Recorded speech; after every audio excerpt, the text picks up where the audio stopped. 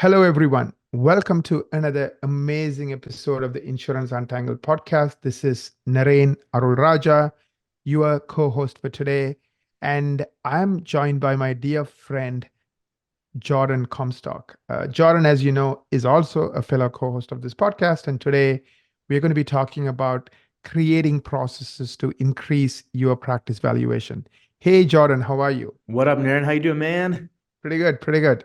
Thank you so much for joining me today and really thinking about this topic, creating process to increase your practice valuation. And I think it's a good place to start if you're a practice owner because at the end of the day, your practice is perhaps your most valuable asset It for really most, is. It right? really is. And Yeah. you're spending 20 years or 15 years or 30 years building it. So you're getting up in the morning, going to work to increase the value of your practice. Yes. So given that how much time and attention you're going to pay to this, thinking about how do I improve or increase the valuation is not a bad place to start. I think about this every day, dude. And I think it's something as practice owners you should be thinking as well. Because as Naren said, you spend a lot of your time in your business every day, and it most likely is your greatest asset. So um, I have always thought about my business this way. How can I create more processes inside my business to help increase the valuation? And kind of our past episode, I talked about, how can you reduce the dependence on running the business and removing you as a bottleneck? Processes are definitely a help for that. But I think this is something that the dental industry needs to really understand because it is so helpful. And I've gone through this experience with my business, and it's really helped increase the value and remove me from being the bottleneck of everything, which in dentistry happens all the time. Right, you right. know? Absolutely. Let's jump in. We have quite a few things to go through. So let me ask you the very first question. Yeah. How can processes and systems help increase a practice valuation? In other words, sell me on why does successful businesses and dental practices use processes and systems and they think about it from the perspective of the value of the practice. For example, let's say your practice is worth 500,000. Hmm. The successful ones, let's say, are worth 5 million, right? Sure. And I guess what I think I have seen, and correct me if I'm wrong, the $5 million ones have processes and systems. Exactly. Yeah. Yeah. So how can that happen? So yeah, the reason why like processes and systems that are documented and well understood and trained upon in the office help increase the value is because you get everyone rowing in the same direction, meaning you can grow and you can scale a lot better when everyone understands their daily process to win that day. That's what we say this all the time at BoomCloud is how does each person in our building win the day? Meaning what processes are they following to hit the numbers that we're trying to get to and increase our revenue and just increase our valuation. And it all starts with this documenting and understanding the systems and processes that get us to win the day. So it starts really small, right? We look at it, like I said, daily so that we understand what it's going to take to double our company, for example, in a year. And we reverse engineer that what our team needs to do daily, right? So in order for a practice to get like a 5 million valuation, for example, in there, they have to understand what does their daily process and every role look like to win that day and to produce the revenue they need to generate a higher valuation. So it just starts with the win the day process is kind of what we call it here at Mhm. Boom Cloud. So what you're saying is success is a bunch of well executed steps. Yeah, So what are those steps? Daily, weekly, monthly? exactly. You need Quarterly, to, yearly, yeah, however long you want to go. right. And most of the time, practices and just all small businesses don't think big or think that far in the future, like a year, 2 years, 3 years, 5 years, and beyond. And often, if you're really trying to grow the valuation of your business, your practice, you need to think big and then reverse engineer it to think small for the daily processes for what your employees do to help you reach those goals. So Right. processes and systems ultimately help increase the valuation. And when they're documented and passed on, meaning a new employee can really get trained quick because you've got processes and systems documented. And we know that like the staffing issues in dental, it can be a real hinder to growth. So if you've got everything documented and you're like, I call it the win the day, right? So it's Mm-hmm. simple. The win the day. What's the win the day for your assistants, right? That produces revenue. It always has to be tied to some type of revenue production is how I think, right? So and that's really how you get your growth, and the valuation is when you have everything documented, the next buyer is going to see that, right? And that's going to be a really valuable asset to the business because then they can just plug and play people and systems and processes, right? When they buy the new practice. So that's kind of how I look at it. It's that critical, but very much overlooked in the dental space. Right. So I'm going to go through 6 questions about different types of systems and processes. Let's Yes, do 2 minutes each, to make it fun. let's do The it. first Yeah. one is the first one is marketing and case presentation. What are the benefits of having proper process and systems when it comes to marketing and case presentations? Yeah. So some of the benefits. So first of all, this is the sales and marketing process, right? Is kind of how I look at it. Right. If you don't have a predictable sales and marketing process, you don't have a business and you can't scale a business. You know this, Naren. You help a lot of people market their practices. If they don't have a predictable way to do that, like then growth is gonna like you're gonna have holes at the bottom. Every business that I know of has some type of attrition or a churn in regards to their patients or customers, right? So it starts at the top of the funnel, right? So when you get a system in place and a process in place, documented, so you know when the day looks like for your marketing and case presentation processes, you can consistently win that day. We've developed this at BoomCloud, and every day we're winning, right? And we've broken it down in simple steps for our employees so that they win, which helps with morale, especially at the top of the funnel, right? The marketing and sales function. That's a really, really important piece of any business. And when you document those processes and get the win the day for that function, you get predictability of new leads and new opportunities for your practice every day. So the benefits are not having feast and famine months. Right. Thank you. Let's switch gears. What about creating recurring revenues? Yeah. Now, like I know I work a lot with private equity people and Yes. venture capitalists, and especially in the technology space. I even have invested in companies, and so the number one thing they care about is recurring revenue, right? Yeah. Uh-huh. Because the reason is it's very predictable. So if I'm going to pay, I don't know, 6 times revenue or 7 times revenue, whatever Yeah. the amount of money Some is, type of healthy multiple. Yeah. yeah, exactly. And when I know that money is going to show up every year, so the only thing the business has to do is to now add to it. Words, let's say the business is generating $10 in recurring revenue into 12, and then they can do that for the next 10 years. The investor says, you know what? That is a good business. I'm willing to pay a Yes. high multiple because I know that the revenue is guaranteed and my only focus is just growing it, making it even bigger. So I Yes. don't mind paying a higher multiple or higher multiple of revenue because it's going to be worth it for me. In 10 years, I'm going to make the money that I just paid plus, Exactly. make a healthy profit for myself as an investor. So talk about the benefits of a recurring revenue system, specifically in the context of dental practices. Yeah. So recurring revenue is essential. You like every good business has some type of form of recurring predictable revenue, and a practice can have that too. So that's in the form of patient membership plans, right? And we help practices do this all the time where you can build up a patient membership plan. In fact, it should be one of your core strategies in addition to making sure you've got marketing and case presentation ironed out and well documented. A recurring revenue system like a patient membership program that you offer can be scaled rather quickly and to high revenue amounts because uh you don't need chairs to scale that type of revenue, if that makes sense. You just need people to say yes and a system to manage it.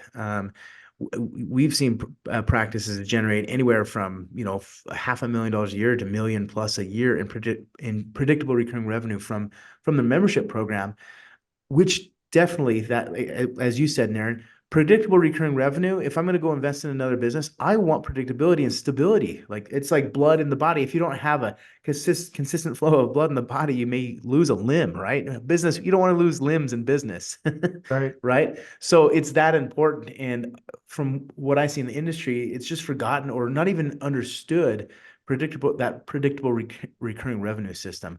We just had a practice sell and they had a very healthy recurring revenue system. The new practice owner bought it and was so thrilled because he hadn't seen a patient yet, and he made like 15 grand in recurring revenue. Boom, on the 3 days after he bought it, and he's like, "What is going on?" Right? He was pumped. He didn't even realize what he had bought in that business, and I'm sure that our client definitely could have marketed it more, used his marketing system to educate and get the new buyer excited about not only the practice but the systems inside, right? So recurring revenue is really important, and it has a higher multiple in regards to valuation. Absolutely. Absolutely. Let's talk about the next type of system that successful practices have and you have seen them have. What about clinical processes? Do they Yeah. need to be made into kind of systems, meaning standardized, Yeah. documented, and followed?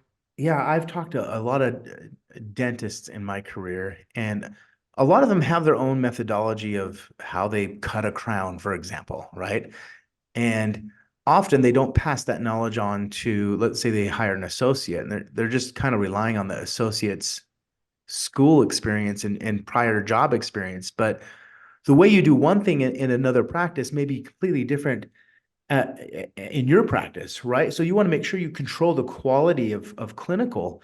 So documenting your processes, if you're a dentist listening, documenting how you do things, how you think about things, and the step-by-step way to complete a clinical task, and even with your assistants and your hygienists, right? Getting really in the weeds of that, like how can we ensure quality assurance?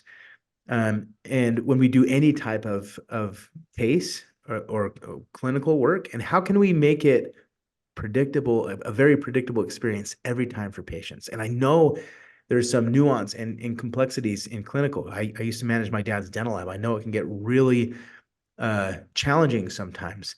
But as long as you have a documented process that is proven to win the day for clinical, you can have that framework really help provide a quality experience with the patients, right? We did this at the dental lab. We documented everything.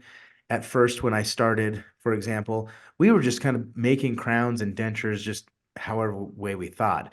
But then we realized, okay, what are the successful crowns and dentures that we create? Like, what do we need to do? We documented everything, and we made sure our team followed that to a T, and we trained upon that every week.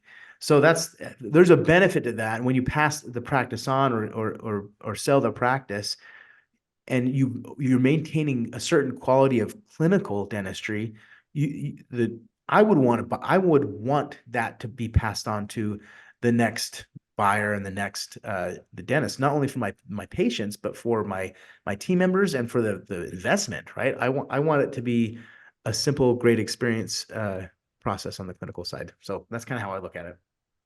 Thank you. Thank you. Thank you, Jordan. What about retaining patients? Because Yeah. imagine you are getting a lot of patients. I've seen this not with too many practices, but this is a Sure. big problem for some.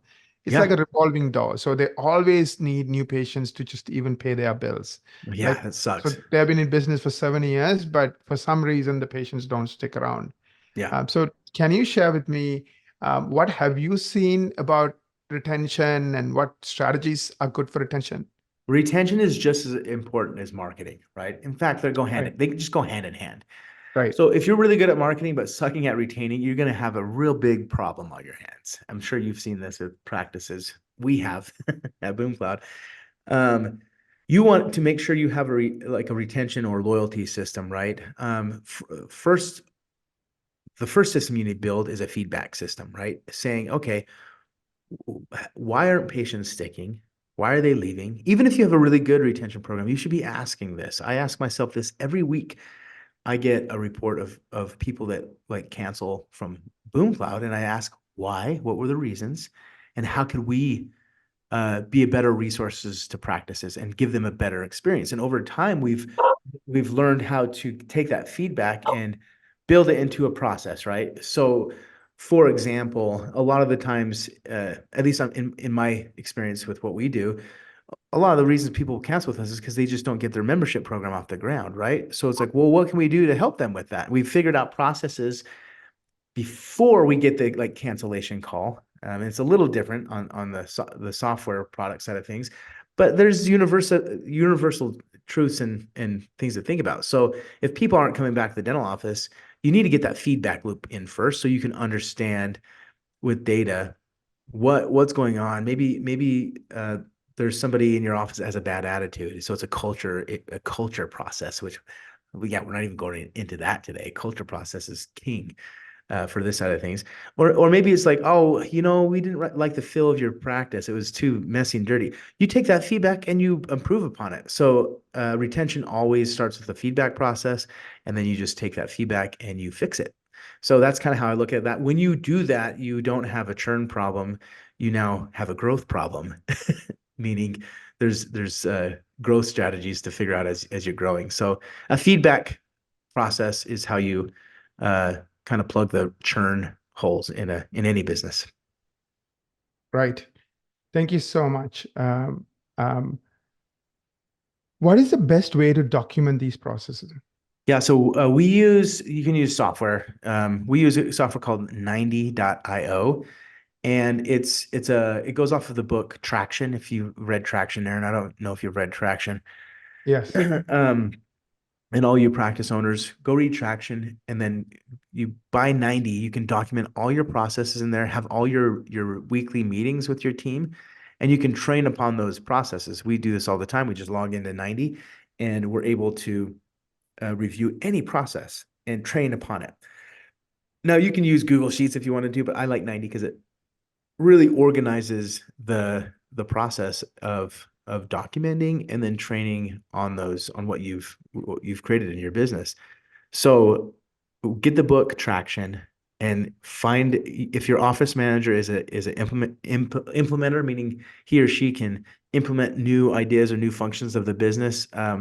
Hands down, the Traction process will help a lot of practices be more organized with this and document everything. So that's how I would document. Right. Thank you so much. Last question. Now, let's say we talked about recurring revenues and we talk about, protecting your revenue stream. So anything that you can help, I know Boom Cloud helps with membership plans. Can you talk more about that? Yeah, so if you're interested in building a recurring revenue process, I would encourage everyone to go to our website, boomcloudapps.com, and schedule a demo with our team and understand how our system, our process, documented process system in the terms of software, can help your practice develop a predictable recurring revenue system. When you get that nailed down, you can hire the right people to help you with documenting processes. You can hire marketing people like Naren and generate more business and more recurring revenue. So go check boomcloudapps.com out and schedule a demo on our website. Thank you so much, Jordon. I really appreciate your time today, and I really enjoyed our conversation about creating processes to increase your practice valuation. I also want to take a minute to thank our listeners for everything you do. If you love this podcast, please share it on social media and Facebook group, anywhere you can. And of course, write a review for us. Till we meet again, visit insuranceuntangled.com and of course, check out boomcloudapps.com.